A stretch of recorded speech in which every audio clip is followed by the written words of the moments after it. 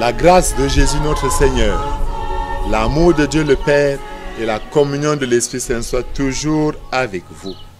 Arrivé au 24e dimanche du temps ordinaire de l'année C, les textes nous viennent du livre de l'Exode, la première lecture, et la première lettre de Saint Paul à Timothée au chapitre 1 pour la deuxième lecture, ainsi que l'évangile selon Saint Luc au chapitre 15.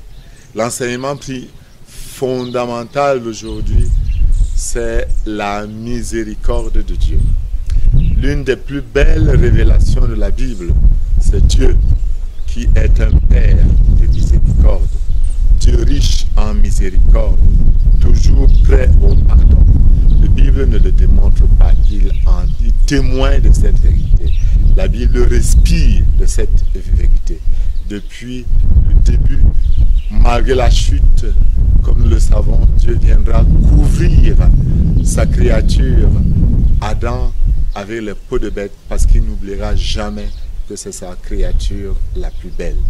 Et jusqu'au dernier texte de la Bible, l'Apocalypse, tout dans la Bible respire Dieu de miséricorde, qu'il nous faut découvrir dans la prière, dans la méditation de la Bible et dans les sacrements. Et Jésus nous le montre aujourd'hui.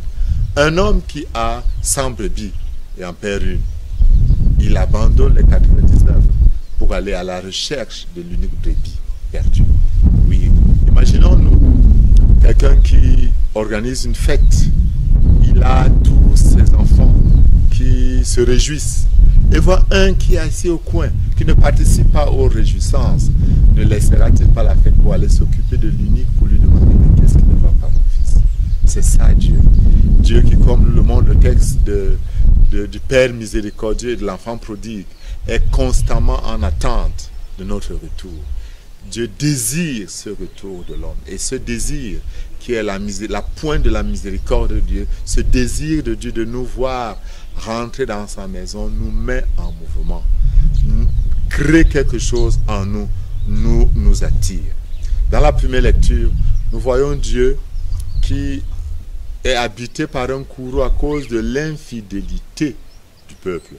Mais à l'intercession de Moïse, tout change. Et voici ce que le texte dit.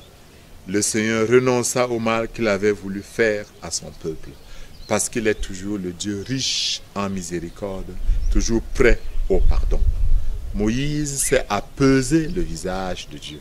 N'est-ce pas la vocation de nous, les prêtres? N'est-ce pas la vocation de nous, les fidèles laïcs, d'apaiser le visage de Dieu par nos prières pour ceux qui sont autour de nous?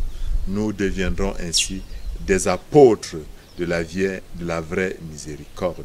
Voilà pourquoi Saint Paul dit, bien-aimé, je suis plein de gratitude envers celui qui me donne la force de Christ Jésus notre Seigneur, lui qui m'a estimé digne de confiance, parce que Saint Paul est l'exemple type de la manifestation de la miséricorde de Dieu. Lui qui a persécuté l'Église, Saul est devenu Paul, l'apôtre des gentils.